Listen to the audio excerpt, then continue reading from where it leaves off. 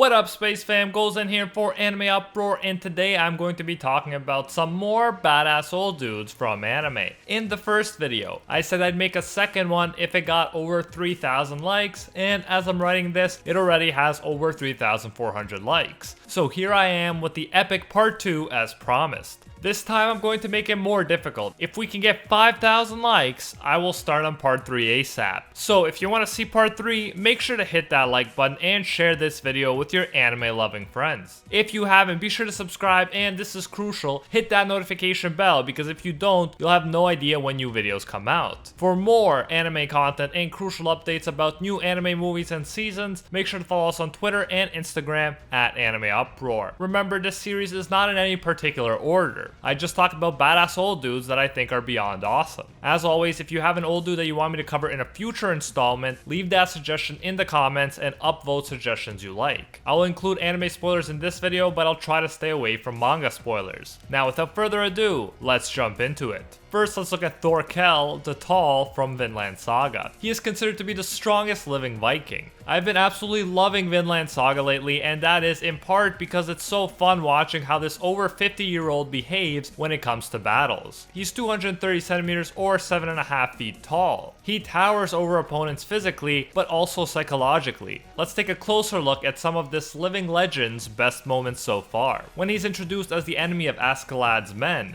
he does not come off like you'd expect an opponent to come off at all. He's cheery and friendly. With a bright smile, he waves to his old comrade and says, "Ahoy, it's been a long time, Floki. You're looking well." End quote. He responds as if he just saw an old high school friend at the grocery store after many years, rather than an enemy on a deadly battlefield. Askeladd, one of my favorite characters and a legend in his own right, knows that with Thorkell on the English side, an easy win is no longer a possibility. The Vikings try in vain to convince Thorkell to switch sides. They offer him more money and warn him not to be on the wrong side of history. He just stands there looking bored while listening to the offers. Interestingly enough, Thorkell agrees that the English are a shockingly weak lot and that the kingdom is a lost cause. However, he wants to be on the weaker side. He wants the challenge. It's much more fun for him to fight against the stronger Vikings. This is the fascinating thing about Thorkell. Most people would jump at the chance to make more money and be on the winning side. Most people would take the easy win, safety, and money. But Thorkell is the complete opposite of most people. The hard way is the fun way for him. Then suddenly he says enough with the chit chat. He lifts a giant boulder that no man should be able to lift and throws it at the Vikings. The dude is like a human catapult. As the Vikings retreat temporarily, Thorkell tells Floki to ask King Sven, doesn't it ever get boring always being on the winning side? When the Vikings resume the siege, Thorkell is loving the battle. He has a smile painted on his face and he's laughing as he drops sharpened logs at the ships below. Thorkell even says that he's disappointed because the Vikings aren't putting up a better fight. When the obviously skilled Thorfinn enters the fight, Thorkell is excited because a strong opponent could lead to more fun. At any point, the English archers could have killed Thorfinn, but Thorkell tells them to stay out of the man-to-man fight. Despite the fact that he abandoned the Viking side, he has his own moral compass. He respects this kid's bravery, and he will give him an honorable and fair fight. Thorfinn immediately notices that one blow from Thorkell would kill him. That's how strong he is. He can one-shot a man to death.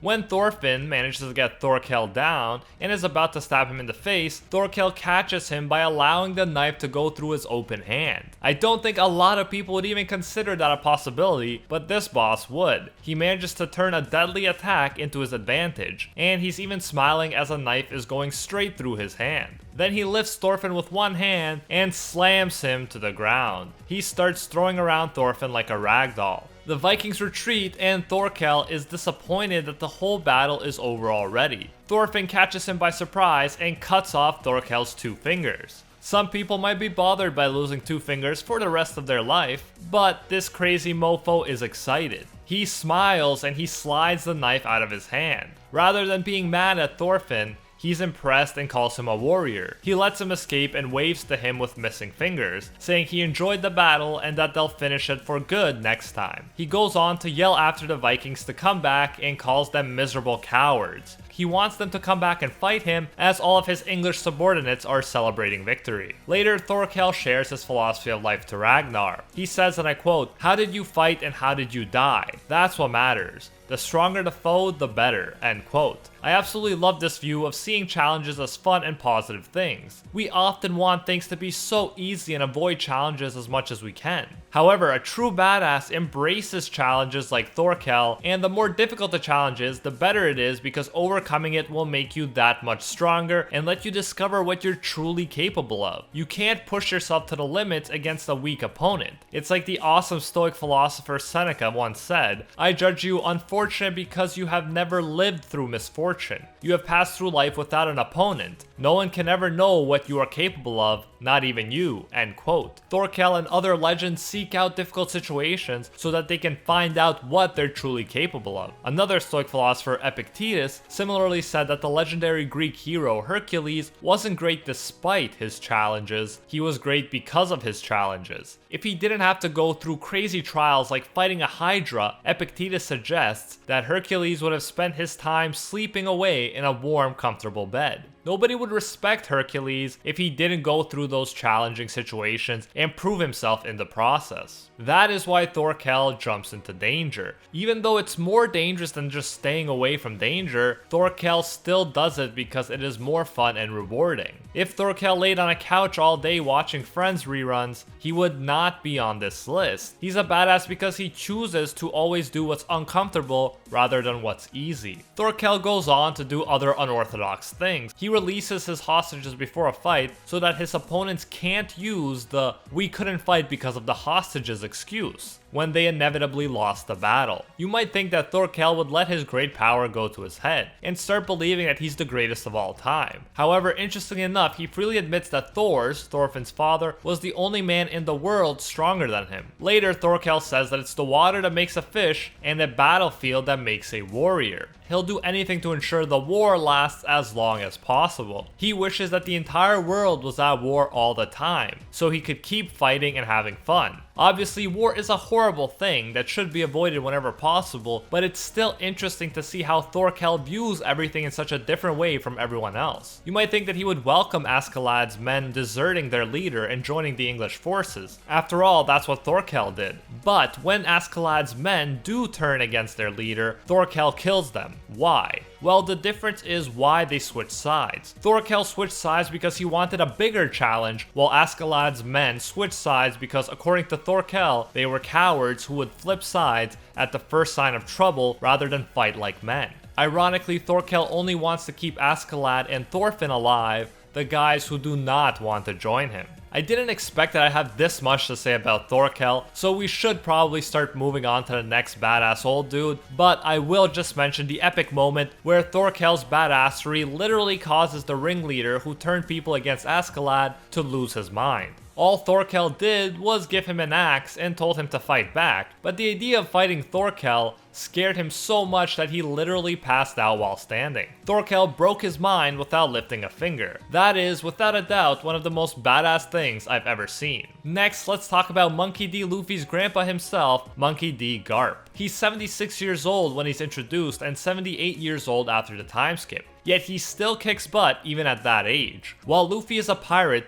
Garp is known for being a vice admiral for the Marines. Thus, Garp and Luffy are on opposing sides for the most part. Garp was actually offered the position of full admiral many times. He's definitely strong enough, but he refused it every time. He's absolutely huge. He's 287 centimeters or about 9 feet 5 inches tall. He's been called everything from a hero of the Marines to a demon and a devil. What I really like about Garp is he doesn't have the narrow view that some Marines have. He believes that a person's lineage does not determine their path, and that a person isn't necessarily bad just because he's labeled a criminal by the authorities. He also has a unique way of treating children, which gives you a sense of his life philosophy. Garp believes that putting children in especially harsh conditions makes them stronger. Similarly, he's not against hitting his grandchild with quote-unquote fists of love. Like Thorkell, Garp clearly sees the benefits of not taking an easy or luxurious path in life. They say that a calm sea never made for an experienced sailor, and Garp clearly lives his life with that in mind.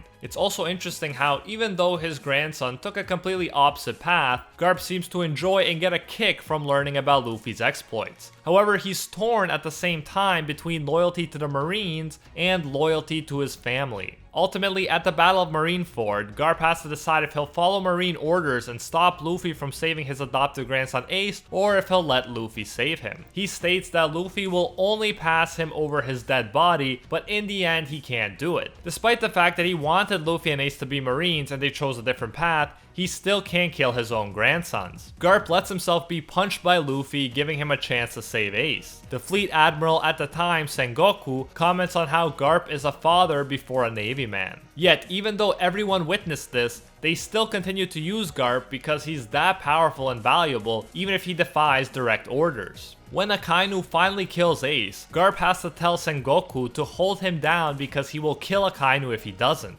Despite his tough love, it's clear that Garp really cares about his grandchildren, and you can't help but respect him for it and have sympathy for his internal struggle between his marine duties and his self-imposed familial duties. His badness level only grew when we found out that he teamed up with Gold D. Roger, the Pirate King himself, in the past and fought as an equal in order to defeat the Pirate Rocks during the, get this, era of rocks. The dude was so strong that he had an entire era named after him, including some of the strongest pirates ever working under him, including Whitebeard, Big Mom, and Kaido, yet Garp managed to pull off a win with the help of the Pirate King. That is probably the most epic fact about Garp's power. But besides his power, you have to respect his often easygoing attitude. When he hears that Yonkos, aka Emperors of the Sea, are after his grandson, he thinks it's hilarious and he smiles even as he admits that if Big Mom and Kaido joined forces, the Marines would be in big trouble. This usual easygoing attitude makes what happened at Marineford all the more meaningful. In conclusion, Garp is a complete badass, a living legend, and to top it all off, he's even got heart.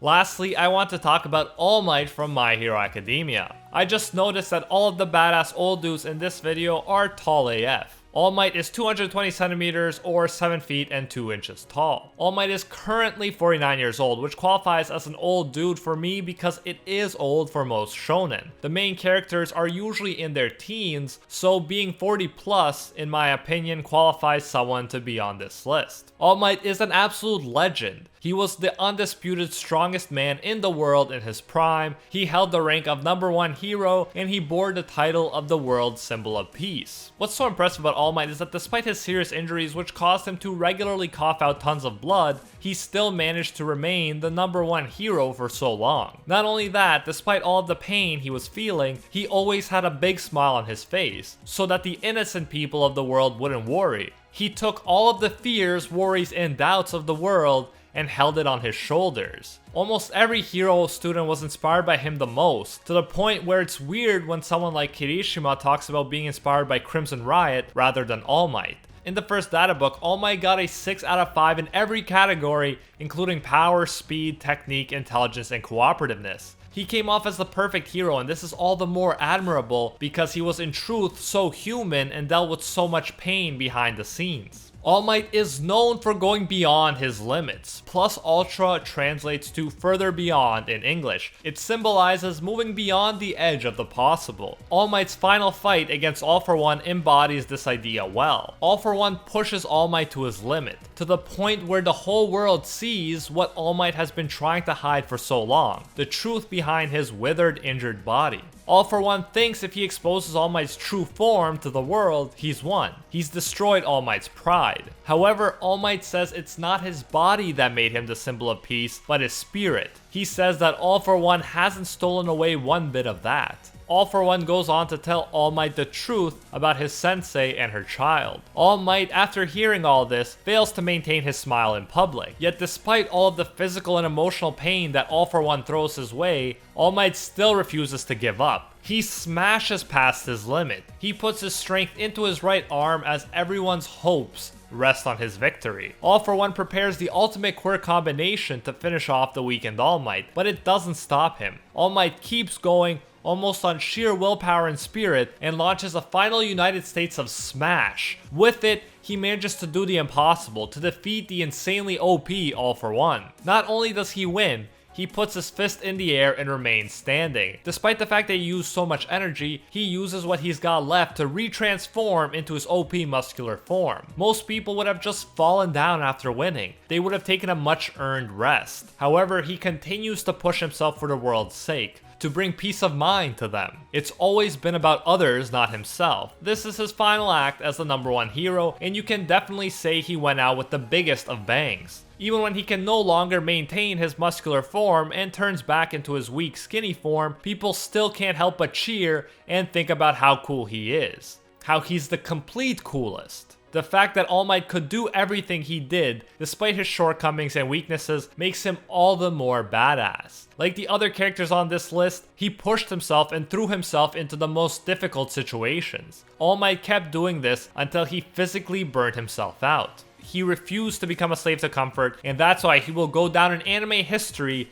as the badass symbol of peace. I think we can see the parallels in these badass characters. They throw themselves in challenging situations, and as a result, they are remembered as legends. Rather than searching for safety and comfort for themselves, they seek other things that are more important to them. They push themselves to the limit and sometimes beyond that. In the process, they show what they are truly capable of. If you want to be a badass, I suggest you take notes from these legends of anime. Obviously, they all have their own shortcomings and aspects that you should avoid adopting for yourself. However, there is something we can learn from each and every one of these badasses. Put yourself in situations that will help you find out what you're truly capable of rather than just playing it safe all the time. No one ever became a legend by playing it safe. And that is it for this video. Thank you so much for watching. If you enjoyed the video, make sure the United States of smash that like button and share this video with your anime loving friends. If we can get over 5,000 likes on this video, I will do Badass Old Dudes in Anime Part 3. Leave your suggestions for that installment below. If you haven't, be sure to subscribe, and this is critical, ring that notification bell because you won't get notified when new videos come out if you don't. For more anime content and crucial updates, follow us on Twitter and Instagram at AnimeUproar.